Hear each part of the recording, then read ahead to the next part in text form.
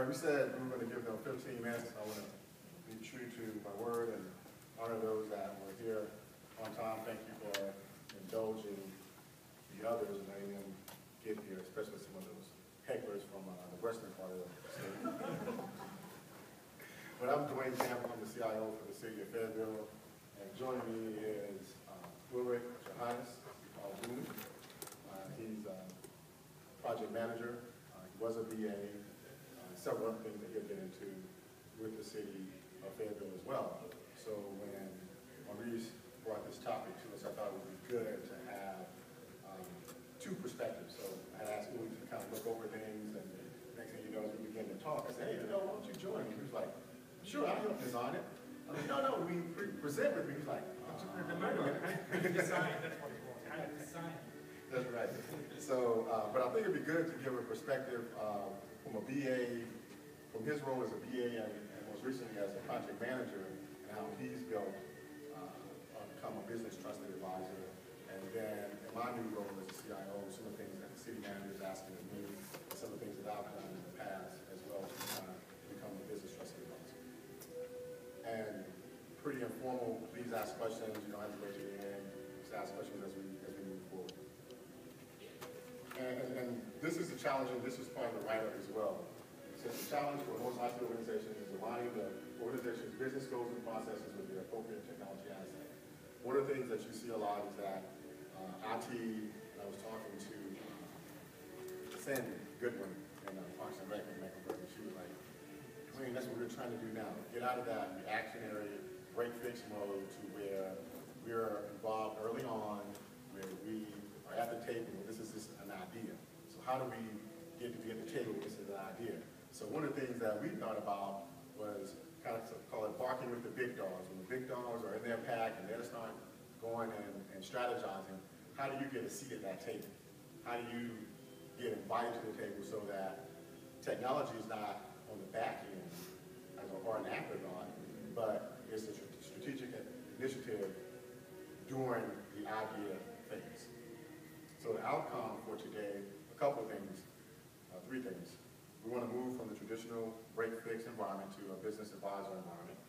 And then also, once you become that advisor, that's when the real work begins. So we're going to spend a good portion of today talking about those intrinsic things that you need to do in order to become a good advisor so that you do get a seat at the table. And once you get a seat at the table, that's when I feel the real work begins. We have a few slides to talk about how you show value for money and also business performance.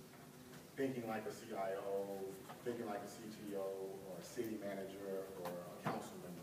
How do you begin to think like them so that you can anticipate some of those questions and have answers readily available, or a network of people like here at nclgisa that you can tap into, whether it's your relationship that you build with your vendors or with your peers, where you can tap into to find answers to those, because we don't always have the answers readily available. Any questions about the outcome or what we want to plan to learn today? One of the things we want to make this a little interactive, we know that it's just after lunch. So, for those that wish to participate, your level of comfort. Remember back in the day when Arsenio Hall had a talk show? Since it's barking with the big dog, remember he used to do that? Anybody knows it? Yes. Sandra, can you demonstrate? Right. So if we say director, top dog, project champion, if somebody can just say, all together now, woo, woo, woo, woo, woo. All right. So that might, just when you're nodding off and somebody says woo, woo, then we might wake up and think, oh, wow. Just don't hit anybody? Just don't hit anybody. Just don't hit anybody. Today when Shannon was presenting, they started doing this dance over here. And it was like, so we might wake some people up over there as well. But anyway, and you guys, I'm sure you've seen, this is nothing new to some of you all. You hear some of the customers in the departments. I heard the same thing when I was in Mecklenburg, and I've heard it in the city of Fayetteville as well. I'm sure you guys can add to this as it relates to, we get results a lot faster if we do it ourselves, or, why does it cost so much? Why does it take so long? I know we even had a situation where someone, their their son, I think it was, built with the Tiger Direct, ordered the equipment and assembled some PCs, and they were going to move them into the organization. It's like you just shake your head. It's like, I can get this done quicker. I can do this. And they don't understand scale. But this is what happens when you, on the back end, when IT is an afterthought, and when you're not a trusted advisor. These are the questions that get asked. And it happens until you change the dynamics. Now, what Uli is going to talk about is the process of care. And as he goes into the process of care, it's really beginning to how you engage your customers, how you engage the project champion, how you engage the directors and the citizens, and making sure that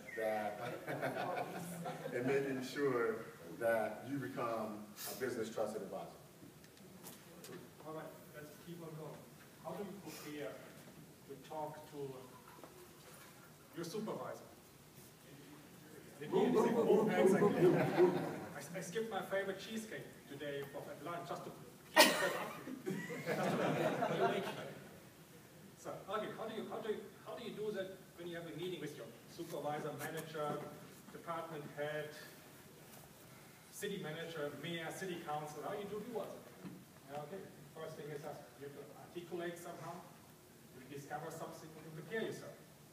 All these 3 wheels over there. So, there's 3 wheels, you see this gap in between. What do you say if one wheel would stop? Everything goes on smoothly?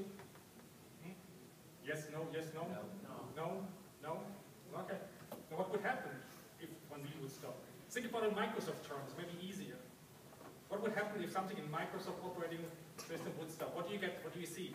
A blue screen? Yeah, not so often. Nowadays I'll be getting an unknown error.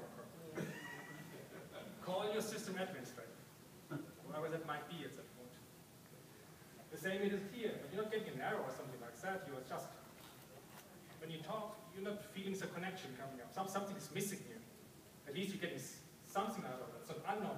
You feel something is missing. Okay. How do you do it? Let's go into it. The preparing part. How do you prepare for the meeting?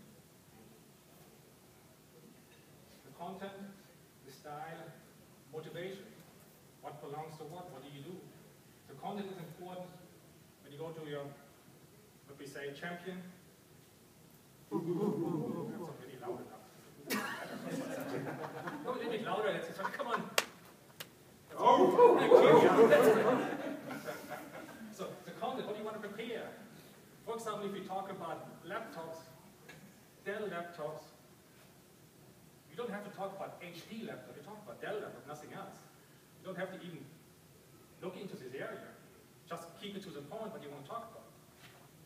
So also, what is in for your counterpart? Sometimes they don't want to talk about your laptop. They're not interested in your laptop. They're interested in, what's in for me? Do I look good in front of my senior management team? If not, I don't care about it. Keep your laptop. I don't really know. Is it something to involve my citizen? Give them some laptop? Oh, now I'm interested in all of a sudden. It's benefit me. It's benefits the city. It's benefits the city manager is happy with me, and the citizens are happy with me. That's something how you need to go that route. Don't talk about server storage, EMC vendor that's coming in. Nobody wants to know that in this type of meeting. With your peers, of course. Department head, he wants to know, okay, what is this EMC actually? I mean, you know what it means. EMC is something to eat, lunch or something? I don't know. But he's interested when you say, okay, this storage will provide our citizens, our target group, with information what they need. And also, oh, hey, that's what we need. Let's go ahead and go for it. So how do you get into it? Although, at the end, go into this meeting. And you're coming out. This is kind of accountability and ownership. Also, what's happening when you don't know? Are you leaving everything behind? Okay, you have this meeting, I'm good to go, I'm lunch now, and then I'm going on vacation, and then I'm coming back, and 6 months later, somebody asks, what happened to this one? What happened to this conversation we had 6 month? I don't know, he never came back to me. Is that something what you want to do? Maybe sometimes it's just to follow up and see what your counterpart, your top dog, is his word again. Now it's time to, oh, here we are, it is what he's looking for. What he's looking for. Maybe he say, okay, it was great, but right now, I don't have the budget for that. Let's talk about it in a couple of months. Everybody's happy.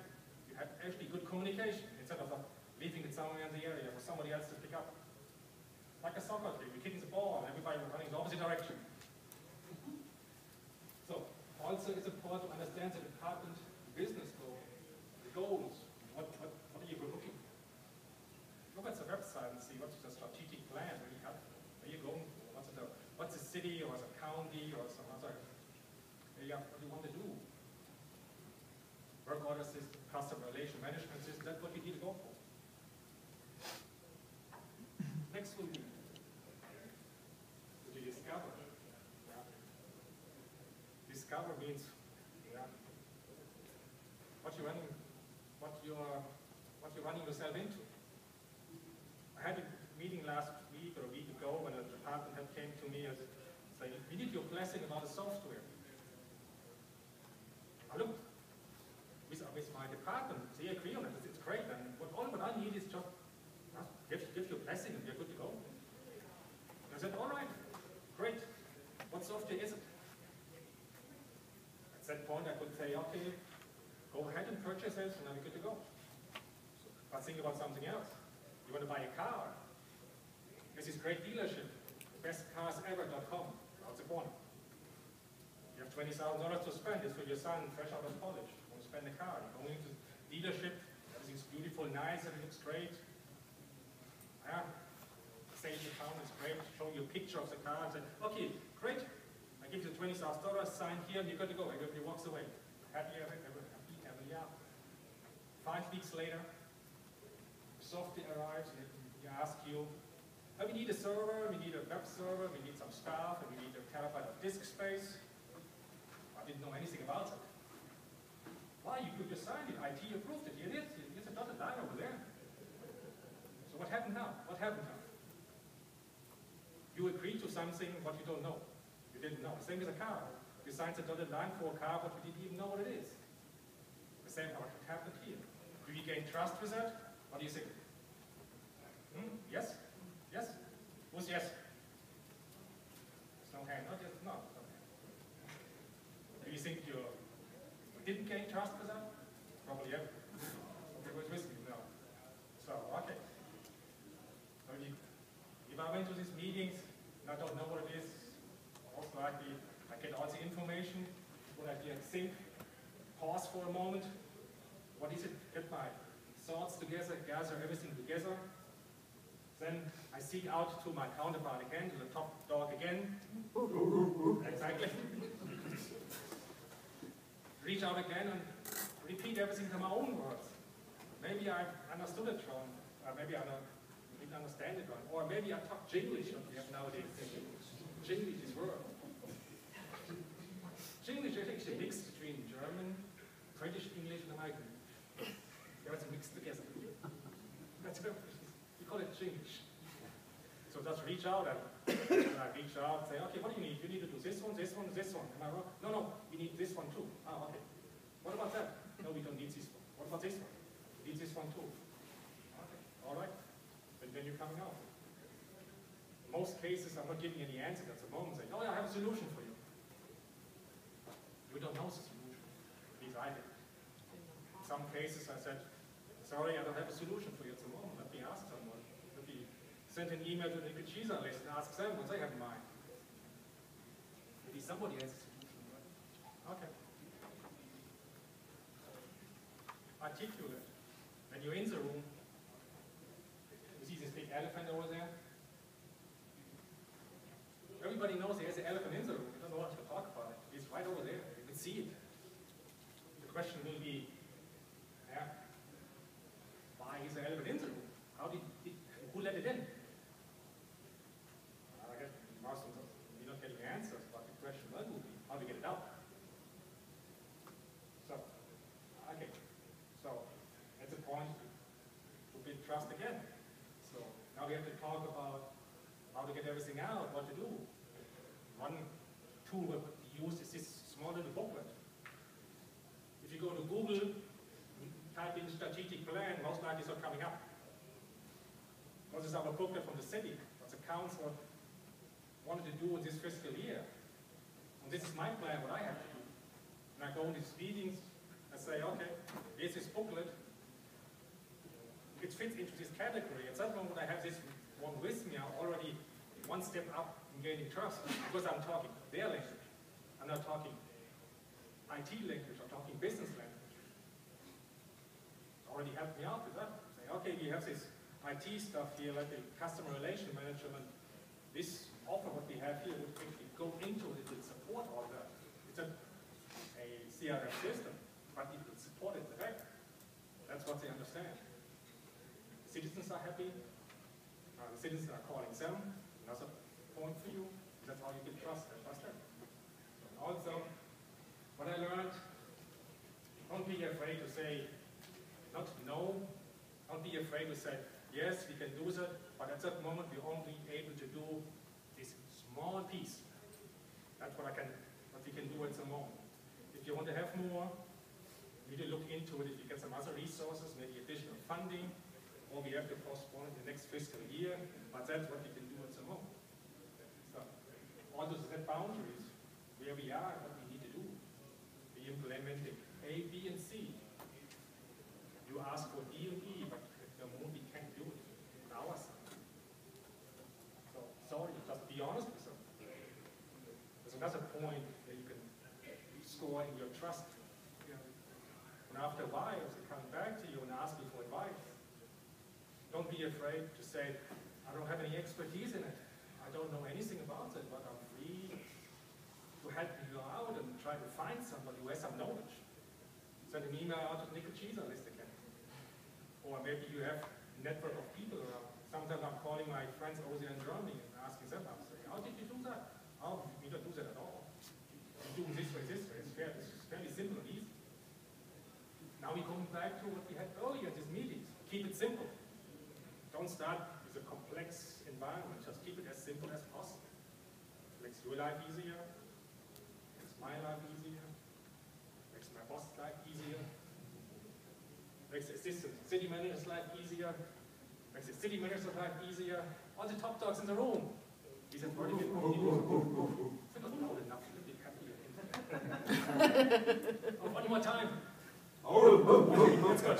All right, let's keep on going. Okay, that's shifting away from prepare yourself. Any questions so far about this one, about my experience in the past? One thing I have to say, was I always good in that?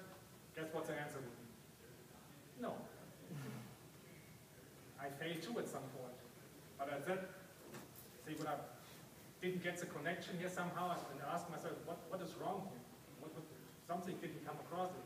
Yeah, he asked me for a Dell laptop, and I talked about an HP server. It doesn't work out right. The same when you go to a restaurant asking a broccoli soup and you're getting like a bean soup. It doesn't work very well. Let's move on. The next one, risk. That's something what you have to look into too. Risk, like what we have, lack of understanding. If you don't know what you're talking about, you don't even say anything. Or lack of confidentiality. Nobody likes somebody who's constantly talking about something. Or organization, financial risk. That's something too. I mean, if you implement something, there's a risk behind it all the time. Like the financial side. Okay, finance gives you $100,000, they're expecting something back. They're not giving you because you're looking nice. You're talking nice. No, not anymore. So some liabilities. PCI compliance, for example.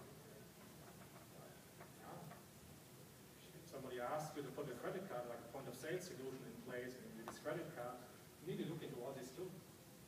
The solution could be perfect, wonderful. On the other side, you're getting fines why you did it. That's not working very well either. So, and last but not least, the strategy, phase strategy of implementation. Yeah. I would say We didn't talk enough. Where you want to go? Which route you want to go? Okay, we'll shift over to the next slide. And for you. Okay, on that slide. Okay, so let's go back one. If you notice, all of these challenges are from the customer's perspective. These are not risks that are technical in nature. And that was very intentional to show that, again, talking their language, understanding, we're going to get into empathy a little bit later, but understanding what keeps your customer up at night, understanding what the project champion or those department directors are concerned about, what kinds of things that they're going to feel like, hey, this is an exposure. You know, it's like kind of this, it sticks out like a sore thumb, or if you have something that's, if you're playing sports or something that's kind of hurting, kind of shield that. It's one of those things. Where do you see them shielding? Because it could have been a bad experience, and you have to be very sensitive to that. If you're not, you can do all these other things right, but if you're not sensitive to those things and their past, then you're gonna fail. You won't get that seat at the table.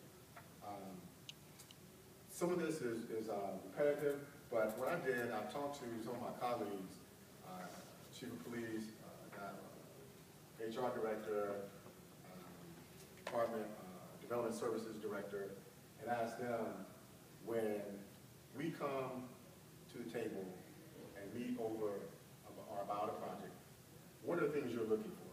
And I gave them obviously some context and so forth, but our conversation was centered around some of these next slides. These are the things, so now what we're transitioning from is, when we talked about the process of care, what are those things that you have to do in order to prepare yourself to have that conversation? What I'm looking at now is, what do my colleagues say, what am I looking for when you want to get into the fold and be a trusted advisor? Does that shift make sense? Okay. So, one is empathy.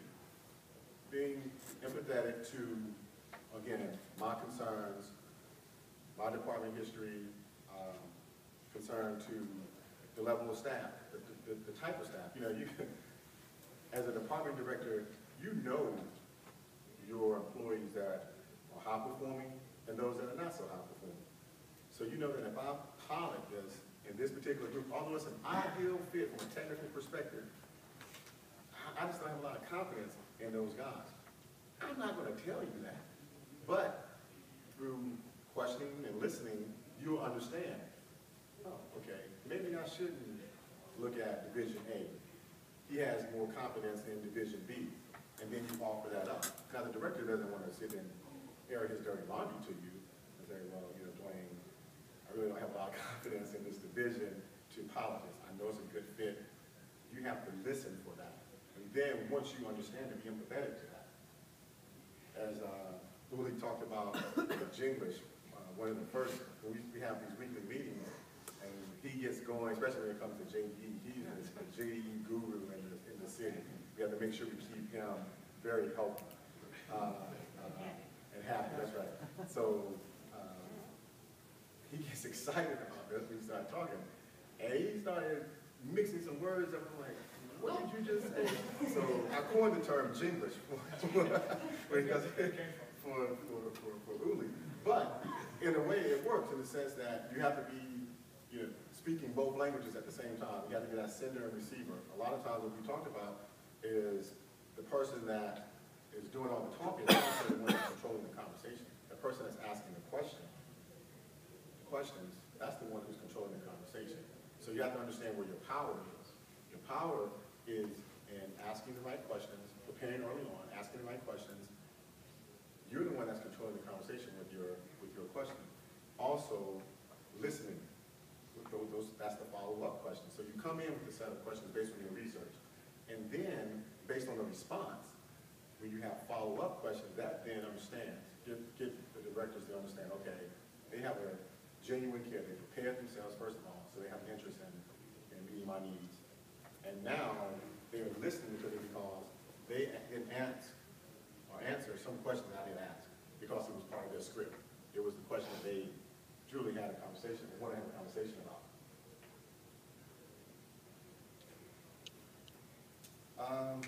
Productive dialogue. A couple of things here. we have a download. Some people just want to, what one of the directors says, a lot of IT people just want everybody to know how smart they are. So they want to come in and just tell you everything they know about this and never once ask you anything about how you plan to use it, things of that nature. It's just a data dump, or a download as we call it. That is, again, that's not going to get you very far. It's not going to get you very far at all. So you want to make sure that you avoid just a data dump or a download. Secondly, debate. Typically when people hear the word debate, they think of it as argumentative. But actually my colleagues were very interested in it and wanted to be comfortable in throwing things off of you. So again, once you get into that room or get that seat at the table, don't get so defensive when they come back at you with some of those why questions. They really want to understand why, or they really want your perspective. And if you take offense to that and you come off the wrong way, then what they were telling me is that the first thing they're going to say is, okay, he's not ready or she's not ready to handle this level of conversation. And then they're going to go right back to putting you in that same box of, okay, I'm just going to call Uwe when something's broke, not when I'm strategizing, because he's not ready for that level of conversation. And that can happen very quickly. So understand when you are in a debate. Again, we talked about empathetic listening and also suspension of ego. There again, that's the level that you want to get to, because now it's not about you, it's about the business solution. And at any point in time, if you go into this situation, and Sandra can tell you, when I was working as their account executive CRM, that was one of the things that I tried to do, was make sure that she understood that, yes, I had to go back across the street, but when I went back across the street, I was their voice. And I was very genuine with that. It wasn't something that I faked and then I changed clothes and became something else when I went back across the street. No, I really believe that technology is here to support the customer. And if you don't truly believe that, if you're in a position to send those analysts out there, or if you're an analyst yourself, first of all, don't send a fake analyst out there, because directors will see right through it. And secondly, if you are in the analyst role, work very hard to truly have a genuine interest and be genuine about helping that customer solve their problem. Because when you get back across the street to your IT shop, you're going to get the network manager talk about, oh, they're taking up this much space, and they're doing this, they're doing that. Well, guess what? If they're not out there providing permits or whatever code enforcement violation and writing those things up, is there a need for your technology? Absolutely not. So I always tell my guys is that we exist to serve. And that servant mentality is not one that is always well received, but that helps with the suspension of ego, truly having a servant mentality. We're talking about those dialogue blocks, I should say. Again, we have a group in Charlotte that they can be tough to deal with. I'm not Charlotte, I'm sorry, Fayetteville. They can be tough to deal with. We have several in Charlotte. And the Freudian in Fayetteville, they can be tough to deal with. And I hear my guys come back and go, Dwayne, I don't want to go deal with these individuals. And, I'll play into it a little bit, and then I'll pull back out, and I say, but we're here to serve them. Now, that doesn't always mean, as Shannon said in the Agile Project Management class earlier today, that doesn't always mean saying yes. It really doesn't. So we're not just a doormat and just pushovers, no. We stick to our guns. But at the same time, you have to know, like was it a Kenny Rogers song, you have to know when to hold them, know when to fold, know when to run away. You really need to know how the battle versus the war. What should be a battle? And what, should you really say, okay, you know what, this is the direction that we choose to move in. If you choose to move in a different direction, it may cause a delay in service later on. So they understand the risk associated with moving in that direction. So I'm not necessarily saying no. I just want you to understand the risk associated with moving in this direction. That's not centralized nature, centralized process or centralized nature for which we want to move in. So, and then sometimes we just need to say, this is the direction that we want to move in from a city perspective, an enterprise perspective. This is the direction that came down from the city manager or the assistant city manager. And for these reasons, sometimes It's not just no, but they understand the reasoning behind it. They can better digest that as well. So there again, while we may not be technical, Dwayne, sometimes you guys, and not just here in Fayetteville, but everywhere, they treat us like we're stupid, like we don't understand anything about technology. Well, we have thoughts too. We go out and we look at things and we play with the technology and so forth, so we have an idea. So embrace that. Questions about listening first, then speaking, or being inquisitive as it relates to the dialogue, Billy? Okay. Another one that I see happening, and I actually brought this to them because they were telling me all the things that they were looking for. I said, and I threw this out there to them, I said, well, what happens when, Uli, and he came up through the ranks and he really knows the JDE system. Finance people, if it says JDE, no matter what it is, they will not call the help desk, the network manager, the telecom specialist. They go straight to Uli if it says anything dealing with JDE. So he is a trusted advisor, but his role is a little easier because of his knowledge base. Now he's transitioning into the project management role. Now he has to be very careful about really helping them with a lot of the break fix stuff. But I said, well, what happens when your guys call up, they call, and this truly happened, they call Uli up, and hey, Uli, you're our favorite person, and what we want to do is move forward in this direction. I know we talked about it early on, we thought about it some more, and so now what we want to do is move forward with solution C, even though we said and agreed that solution A will be more beneficial to us in the meeting. And oh, by the way, I know I'm supposed to call the help desk, but when you come over here to talk about it, can you also install this software for me? Wait a minute. So they're using that relationship to their own benefit. And one of the things that I think we have to be, in order, like I said, we want to be a trusted advisor, just like being a good friend. Like I look at some people that become mayors or very high-profile positions, and they do something that's just so stupid. I'm like, that person didn't have a friend.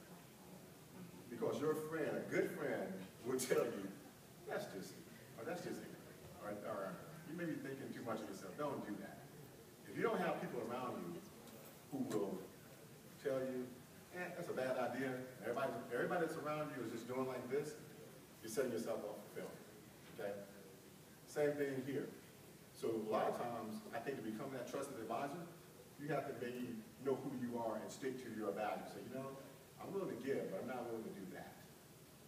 I'm not even talking about criminal things. I'm just talking about just being manipulated in a manner that just doesn't feel good to you. And you have to call them on that. You have to call them on that. Say, I'm willing to help you, but I also have other customers, or this is the role I'm in now. So in order for me to be as effective and efficient as possible in helping you and others, this is something that we really need for you to go through the process. I think you can understand why. And be able to have that kind of conversation. The directors appreciate that, because I can tell you what they said is, if I know that Jennifer has a good relationship with Uli, and she says, hey, I can make that happen, and it's typically going to take 4 days, I can make it happen in 1 day, I'm not going to tell her not to. But it's up to, to that analyst to say, okay, let's slow this down. Let's have a relationship of integrity that goes both ways. Also, when you're in these meetings, everything is not going to go your way. I was in a meeting just recently with police chief and her two assistants, and then I think the captain was in there. Was the captain in there, Martin? Isn't that me? The captain, and then the lieutenant who started it all over iPhones. And it was, one of those things where they said, well, we have these BlackBerries, and when we went over to the county and they had iPhones, we just felt like we were just so far behind technology. So we started asking them questions. So now, because you have a BlackBerry and your counterpart has an iPhone, all of a sudden, city IT is behind the curve. We don't do anything else for you. Well, I found that very offensive, very offensive. And when I walked out of the meeting, Marcus, he said, man, you're better than me because I felt my blood rush to my head. I said, wait, let's wait till we get out of the building before we talk. but we did. We stood out there and kind of, before I went back into the office, we stood out there and kind of detoxed about it, to be perfectly honest with you.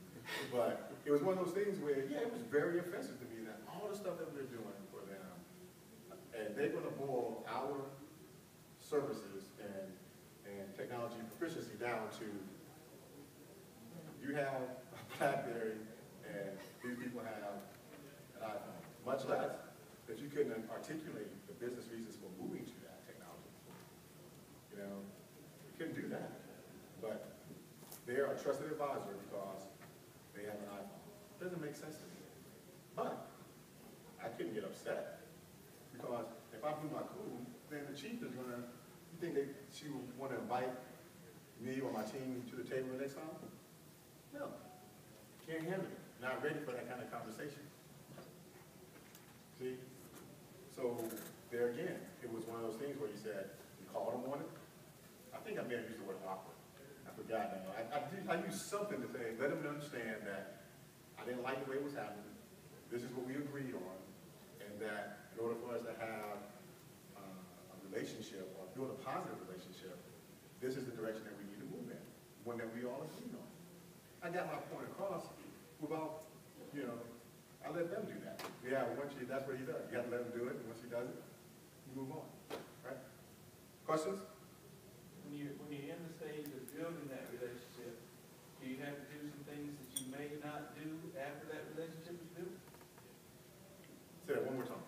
So when you're in the process of building a relationship to become a trusted advisor, would you foresee someone maybe making a change and then saying, this is the process, I'll do it this time to make sure you're up and working, but next time you need to go through the process, or I'll oversee the process to make sure it gets done, and then next time, this is the process?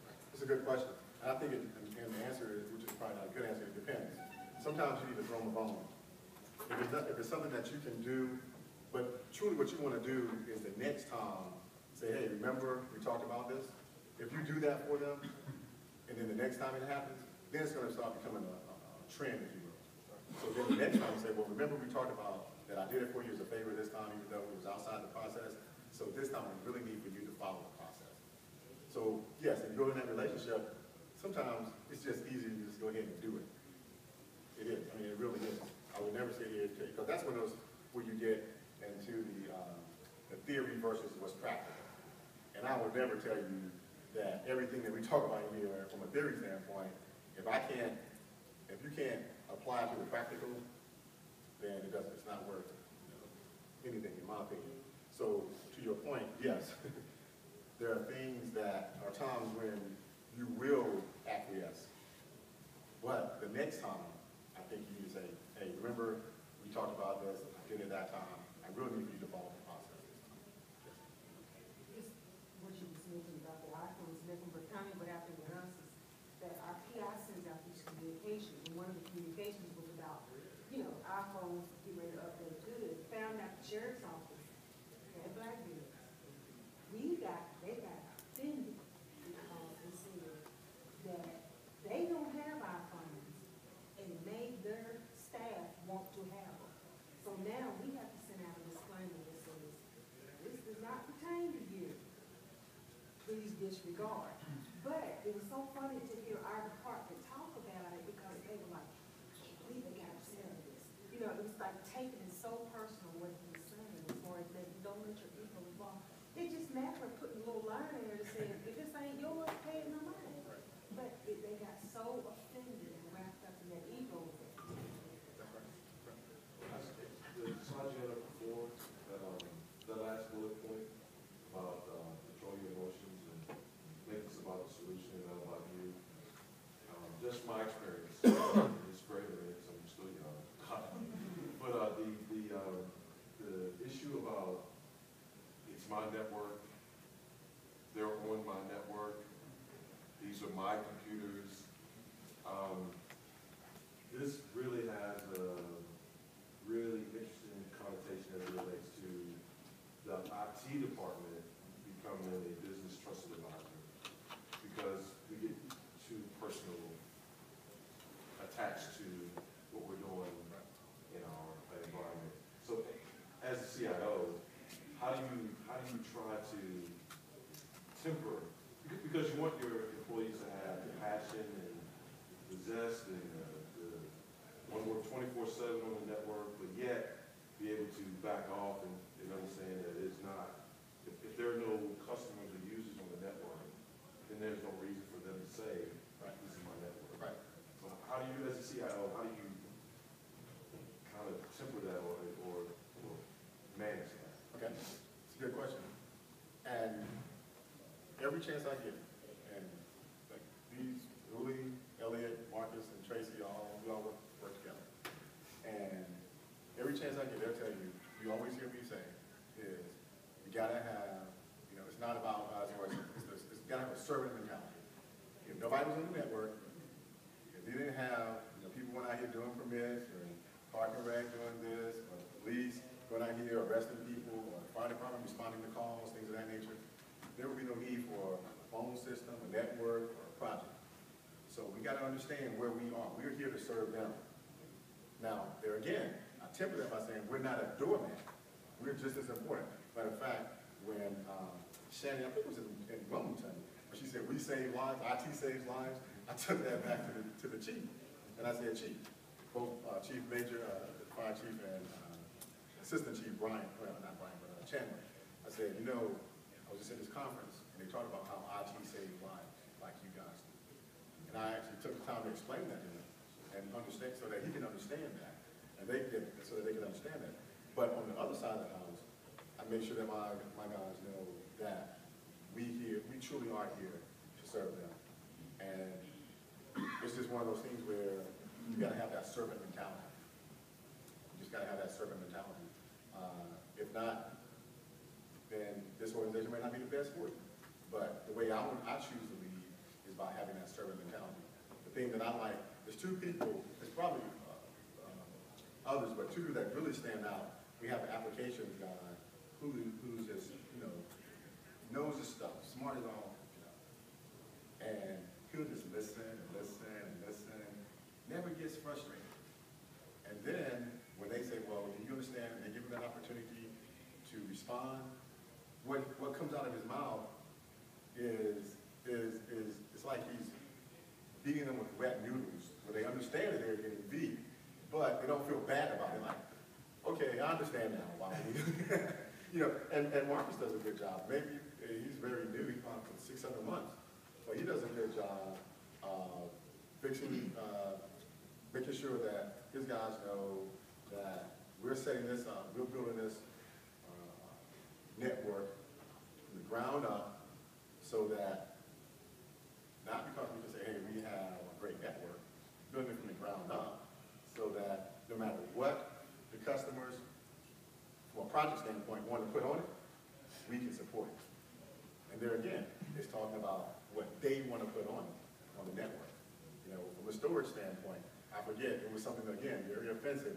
This happened a while back, so it's not as clear, but I remember one of the captains or chiefs, I forget now, said to us in a meeting, one of our weekly meetings, well, I think it was a terrifying story. They went, well, I don't know. How do I know it's on there? Because he was telling me, well, there's a timing as to why we're not putting it on it, because it's just going to be wasted. And so once you come to me and you tell me when you need it, they were like, well, how do we know it's on there? That was very offensive, because it was like, what am I going to do? Take it home and use, this terabytes of space? Really? That's how you want to come across. Like, really? But and so he gave us a very elaborate report. Never heard anything else about it. We just say, hey, it's there. You need it. It's there. And do we need to do that in building that relationship? That kind of goes back to your question. Building that relationship, we probably did, because we have we have some wounds to heal, to be perfectly honest with you. And that extra work, it happens when you have wounds to heal. But now that we're building that relationship, then now they are actually our opponent. Hey, Dwayne, you know, I think it'd be helpful. We can maybe in the budget ask for some help for you guys on the help desk. Or I just got an email from one of the captains. Man, it is so great having this PM who's acting like I was telling you, Felina, about the CRM concept. I said, it's so great to have that one point of contact. Now, whenever something comes up, I don't have to think, do I go to the help desk, do I do this, do I do this? I go to that one person. And now she can matriculate it through the organization. There again, making it simple for them to do business with us. There again, if you don't, you know, people typically look at persuasion and influence as very negative, but it's one of those things. If you don't have the scratch my back, I scratch yours mentality with the reciprocity, understanding the shared experience, social proofing, people, and Cassie can probably tell you, people buy from people who they like or who they have a shared experience with. And that's what salespeople have to do, and vendors have to do. They have to create a shared experience. So they spend a lot of time talking about how they don't want to sell you something because they know if you say sell something, it's us versus them. But if we're talking about the shared experience, then it's like, oh, you're on my side. You help me solve a business problem.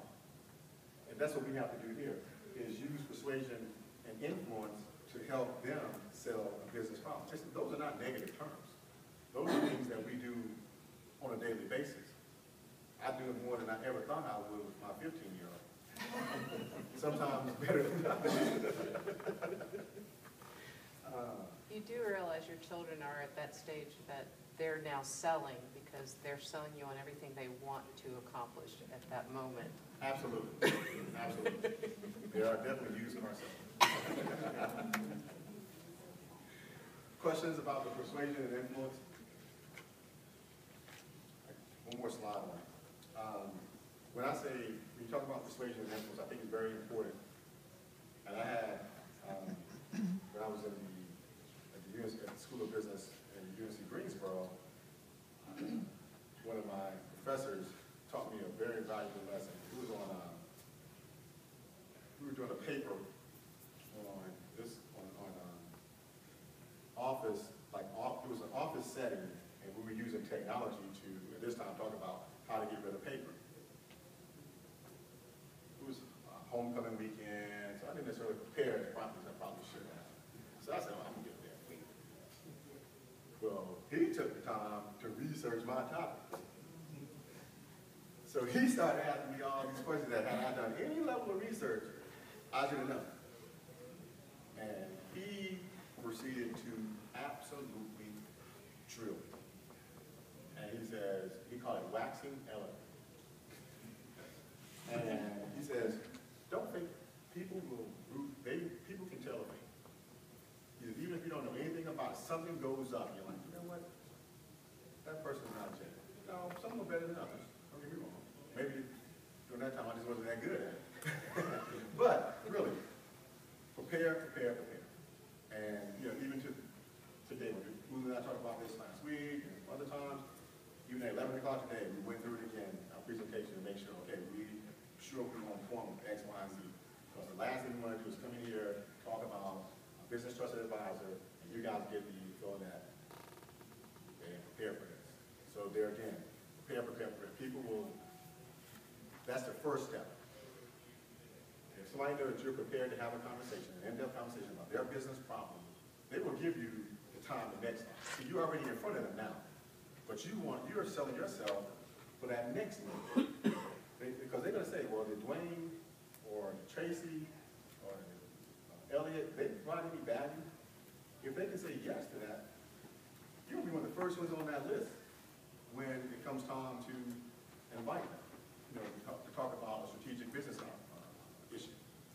Again, explore, ask probing questions. Don't just ask those questions just for somebody to see how smart you are.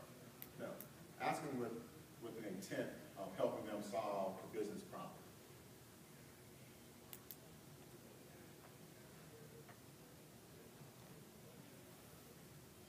We're going to jump down to number 4. Right there again, particularly what your champions personally invest in. I mentioned that early on.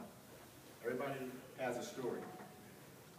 So you know, always, every opportunity that you have an encounter with one of your customers, just find out what their story is, whether it's personally with kids, or whether they run marathons on the weekends, or do mud runs, play golf, or whatever it is. Because you can use all that information to help you, at some point in time, help them tell their story better. That's what you're trying to do. You're trying to make sure you have FaceTime so that you can help them tell their story better. Now we're talking about show value for money. We want to transition over to away from those intrinsic things that you must bring to the table. Now that you're at the table, now you're a trusted advisor, okay? You have a seat at the table. How do you now begin to talk about the right services, the right level of quality, at the right price? One of the things that, as IT professionals, I can tell you what my colleagues have said, is that if it's expensive, you guys want it. Now, I say that about some of my customers, but I'm like, okay, I'll take that. Because I asked them, bro, like I said, I'll take that. If it's expensive, you guys want it. So we have to begin to change the conversation. We really do. And we need to begin to talk about capacity planning. That's one of the things that we're talking about this year. We're going to put together a capacity plan. It was a personal one for each individual, and now we're going to make that to a team. But understand, when we look at our information technology plan, we have all these projects. Now we have to look at, okay, here's the hours in the week, and then we begin to look at, okay, how much capacity do we have? So can we really do this at the right level? At the right level of service? What is it, do we have the capacity to do it? Maybe we do, maybe we don't. And then, if you really need it in a certain amount of time, can you bring in contractors? Do you have the budget to bring in help to assist with this? It may be that important. Or they may say, we can wait another 6 months. I think it's also important when you trying to show value for money that you measure in terms that are meaningful to the business, not so much about server uptime. Because we talked about if you go down to the for a meeting group of the ladies that take money downstairs, and you say, I'm gonna bring the system down, or something, at 3:15, 4:15, you might have to fight. Because they're trying to close the day out. But if you tell them 5:30, I don't care, you can do whatever you want to do, as long as it's up at 7 o'clock in the morning. So from an uptime perspective, that system can be down from 5:30 to 6:59. So if you were to measure that, you're like, oh man, your system is down all the time. Well, is it up when they need it? So it's not about server uptime as much as it is about maximizing the time that the server is up when the business needs it. See the difference? Okay. Again, benchmarking your performance against peers. Everyone likes to understand that everyone wants to think that they are different. Okay? But at the same time, I think it also shows value when you can bring in data from other jurisdictions to show that, yes, we are on the right path here. Because, it's like sometimes the small towns have like the girl next door is always prettier. It's like, well, you guys came with this idea. It can't be that bad. If you're not that trusted advisor. But when you benchmark what you're doing against a neighboring a city or county, then they have something to compare it against. Right now, they don't have anything to compare it against. It's kind of like I was talking to someone about the relationship between my doctor now, me and my doctor now, versus when I was much younger. Like whatever the doctor told my mom, you're going to follow to the T. Now, when I go in for a bonus visit, my doctor asked me to send him an email because he wants to be able to research my questions. Because he's like, you ask more follow-up questions than anybody ever asked in life. You're telling me about trends and saying, well, should I really look at this? And should I really, so the relationship has changed even in IT. Our customers are pushing us now. They're pushing us. So no longer can we say, we can go back here, sprinkle some fairy dust, and then come back out and it works. They want to understand how it works. The more we can share that experience with them, the better. The more we can share that experience with them, the better. Again, provide data that will help the rest of the enterprise manage consumption of IT services. Help them help us do business for them. How can we help them do that? The last slide talks about improving business performance. And we look at both internal and external. We're improving business performance. I think there's two different major things. One is improving the decision making internally in the organization. Or you have data that is going to improve the process, which is in turn going to improve the outcome. Same thing from an external standpoint. You want to make sure that you have information and technology in the business solution that is going to help them engage their citizens or their constituents in a very meaningful manner. So it could be something as simple as, and a lot of times it may not even be technology related, it could be process related, like let's say queuing. Using some kind of queuing theory to say, hey, these people are coming up to the counter, they happen to get in the wrong line, and their wait time may be 3 times as long as the person over here, but this line is moving because they just have to get some easy questions. This person over here had a question that was, so it just simply looking at it and saying, wow, if you had one line and then you went out like this, that would decrease the wait time for everyone. It could be something just that simple. But one of the things that you want to do is make sure that in talking about outcomes that you can clearly articulate, or help your customer articulate how the solution is going to help them, help their customers, either make it easier doing business with them better, or the data that we give to those constituents, that we then, that data or that information is improved. Okay? Any questions, comments, or concerns? When we begin to talk and try to become a trusted advisor for the process champion or the director. That's not loud enough. No, tell them. In your English version, tell them this. But seriously, though, any questions, comments? We don't have a lot of time because we did start late. And one final thought, as you probably all know based on what we talked about here, it's all about the relationship. And right relationship will lead to the proper business outcome. But it truly is about establishing the relationship. Once you establish the relationship, then that shared path is easy. That shared path. All right? Very well.